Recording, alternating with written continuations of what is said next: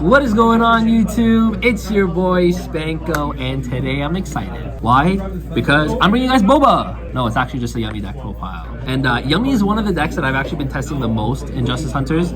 I don't know why I love these cards so much. They're really cute, and I think the deck is insane. The deck is actually going to be one of the probably the top 3 decks in the format, especially post ban list. This deck does so much so well. It plays through Nibiru, plays through a lot of hand traps very well, which is very nice.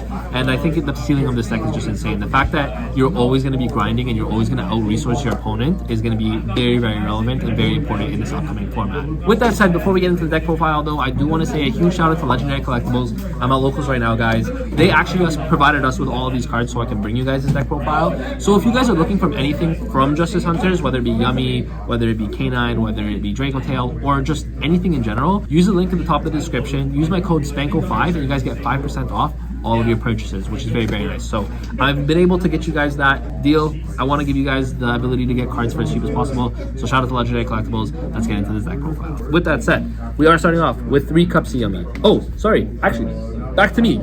I want to say one thing. I'm going to go through these cards real quick, but I actually did a whole for free Yummy Masterclass on YouTube. So if you guys want to check it out, it should be just a couple videos ago. So yeah, I talk about all the effects and how the interactions and all the combos and everything in that video. So watch the deck profile here, but you guys can get the full Masterclass on YouTube already for free for you guys. No spreadsheets. All right, let's go. So we're playing 3 Cup C. All of the Yummy cards, actually, I'm just going to show you guys 3 Cookie and 3 of the Lollipop. All of them have the same effect where if you control a Link 1 monster or a level 2 Synchro, they summon themselves. And then they all have different effects when they summon themselves. Essentially, this lets you add a Yummy card, very important. These two, their effects when they summon themselves aren't as important, but their effects when they're summoned off of Synchro monsters is important. Again, I talk about all their effects. I could talk about they have so many effects. Look at the text. I could talk about this in so much detail, but it's in the Masterclass. It's a 1 hour long video. But these cards are all really good, very important. You need to be maxing on all of them. And then we're playing the 1 minion, the 1 Akroki, which are the 2 field spells.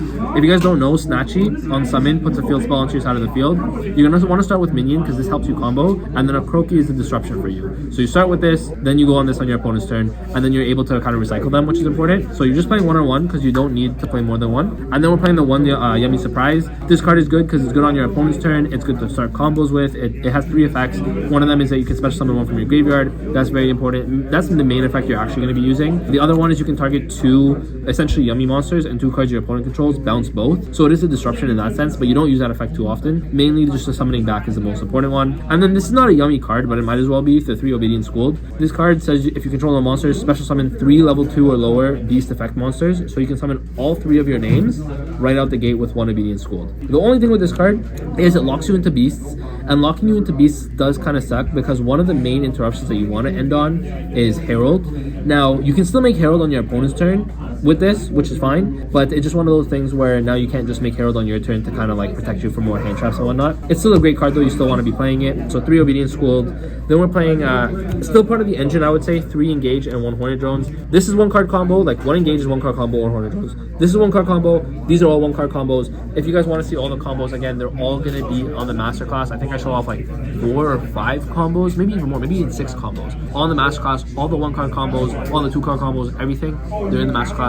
But the reason we're playing these cards essentially is because this puts a level 1 token onto your side of the field, which makes a level 1 Link or a Link 1 monster, which adds us back.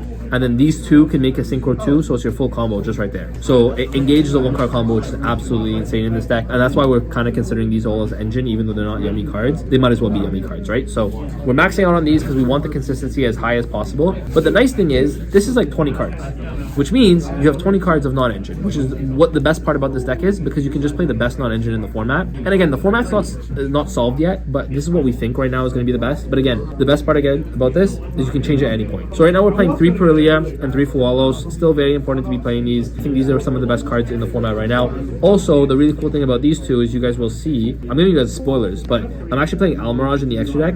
Almirage is a normal summon monster with 1,000 or less attack. So if you open these and they're just bricks for you, like you don't need them or you're going first or whatever it is, you can just normal summon one of these, make Almirage. Guess what? You have a Link 1, means I can special summon a Yummy and full combo. Kind of a little bit synergy there. It's not like synergy, but it's also like, you know what? If you draw these going first, they're not dead. Also, if you drop Perilia going first, it's actually not dead at all because this card is really good into Canine and whatnot, so you can even just first action this. But yeah, these cards are really good. We're playing 3 Droll. Now, Droll might look counterintuitive because you're like, Spanko, you're drawing a bunch of cards. Why would you Droll yourself? So Droll is just like a turn skip for a lot of decks, and you're not going to always open these, right? So I think Droll sometimes, if you know your matchup specifically, like Droll is just going to win you the game. And so even if you Droll yourself, sometimes it's not a bad thing, because if your opponents are playing into this, you don't want to get rid of half your hand because you have the 6+ cards. So you can just Droll and stop yourself, but then you can also stop your opponent, right? This is really good. Then we're playing the 1 Crossout, 1 Called By, and 1 Talent. Talent, I think, is one of the best cards in the format. You need to be playing this. Crossout, because you cannot play through these. Like, the Charmies are the only hand trap that genuinely hurt this deck. So for that reason, like, I think Crossout is mandatory. Talent and Called By are also really, really good. Then we're actually playing 3 Songs of the Dominator, one of the best trap cards in the game right now. This card is, of course, works in Yummy specifically because starting with this is not bad. And it makes it so that you can't activate cards from your hand anymore, but that's not an issue because the Yummy cards, all of them here, they all summon themselves, but they don't activate in hand, so that's great. So it works with Songs and Dominators. I have to admit something, guys. This card pairs very well with another Dominus card called Dominus Purge. Now we know that's getting reprinted in the Megatins. I unfortunately don't have them. In the Masterclass, you guys will see if you guys like Purge is the best card to play. I unfortunately do not have Purge on me, and unfortunately the store didn't either. They actually said they would lend me theirs if they had, but they don't have any. So for that reason, we're not playing Purge, and that kind of sucks. But if you guys have access to Purge, play Purge. Purge and Songs are great 2 cards together because Songs can actually also search Purge, which is very nice. Specifically, you have to have a trap in your graveyard, and the other trap that I'm playing here is Imperm. Imperm is not that great into the format because a lot of stuff dodges, but Imperm is actually really good into stuff like Ripper and whatnot, so that's why I actually like playing these still. Now, the last card that I would play for a Purge is Ash. I'm playing Ash because this could also be Droplet, by the way. I'm not playing Droplet, but it could be Ash, could be Droplet. I'm playing Ash because these, like I said, you lose to these hard, and Ash stops these, so that's why we're playing Ash. I actually would just play Purge over Ash, but again, because I don't have Purge, I'm playing the Ash Blossoms. It's also kind of nice because Purge makes it so you can't use Ash anymore, but since I'm not playing Purge, you can still use Ash. Like, long story short, play Purge if you have Purge. Unfortunately, I don't. You guys can yell at me all you want. I am so sorry. Maybe one day I can afford that card. Yeah, check out the Masterclass. Anyways, with that said, let's get into the extra. So, we are playing 3 of the Yummy Snatchy. This card gets you to your field spell. It's actually very important because it lets you quick sync on your opponent's turn, and that's the main effect of this. I mean, they're both main effects, but this is really crazy because it's not a once per turn, it's a once per chain, which is insane on Yummy Snatchy. And for all the synchro monsters, you can use link ones as level ones. So that's important because you're actually going to go through 2 or 3 of these, and every single time you combo, it's kind of like the Electromite for this deck. Remember how Electromite you used 3 in a row? Like sometimes with this you would go 2 or 3 every single combo, but it's fine because in the graveyard it's actually better for you because in the graveyard you summon it back on your opponent's turn, and then you're going to be able to get the field spell, which is going to be a disrupt, etc, etc. Insane card. Again, combos in the Masterclass. We'll play 1 Lollipop, 1 Cookie, and 1 Cupsy. You're just playing 1 of each because they all recycle themselves, so you don't want to play more than 1. Essentially what these cards do is essentially Cupsy gets you to add 2 Yummy monsters and then you discard a card. Cookie on your opponent's turn when you summon this actually lets you Book of Moon 2 cards face down, which is crazy. And then Lollipop on summon gets you to summon 2 Yummy monsters back from your graveyard. So when you're making Lollipop on your opponent's turn, remember what I talked about Snatchy? Typically you have a Snatchy plus a level 1 in your grave. So you'll summon Snatchy in level 1, summon Lollipop on your opponent's turn, summon both back. This is going to get you to the field spell, and then you're going to be able to quick sync because you have this with this in the level 1, and then you can either make Cookie to Book of Moon or Cupsy for more consistency. So these are always going to be able to bring themselves out always, so that's why we're kind of maxing out on this, but we're only playing 1 of each of these. Then we're playing the honorary Yummy card, which is Kagari, because like I said, this is a 1 card Yummy combo. Then we're playing the 1 Metal Marcher, the 1 Sorrow Cat, and the 2 Heralds. These are the cards you want to end on when you don't lock yourself with Obedient School, because you're going to make this summons back a tuner, so you can summon back all your guys here. So these are all synchro tuners, by the way.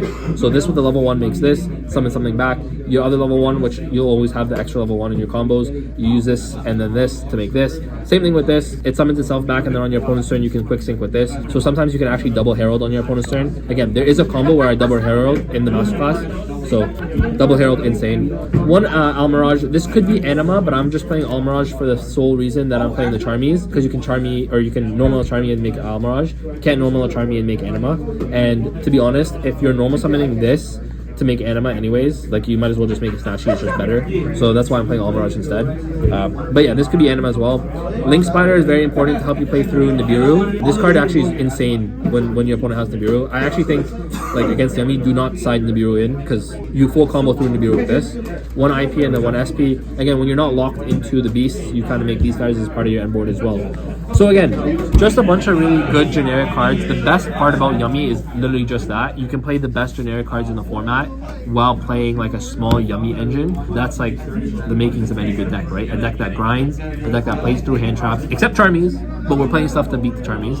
And then it also plays through hand traps. I can't remember what else it said. It doesn't play through board breakers, but don't worry about board breakers. Those don't exist, okay?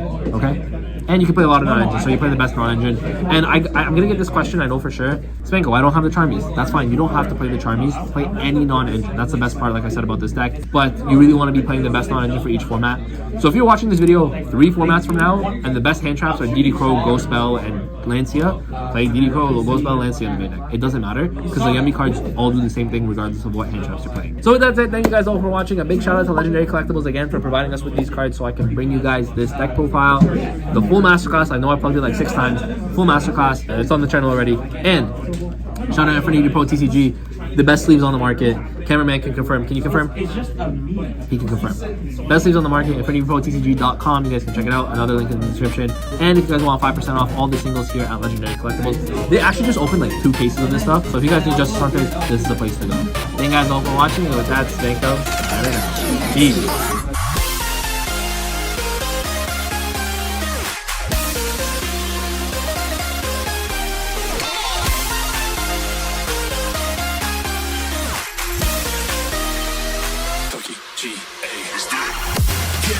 Get up, we want you to get on your feet.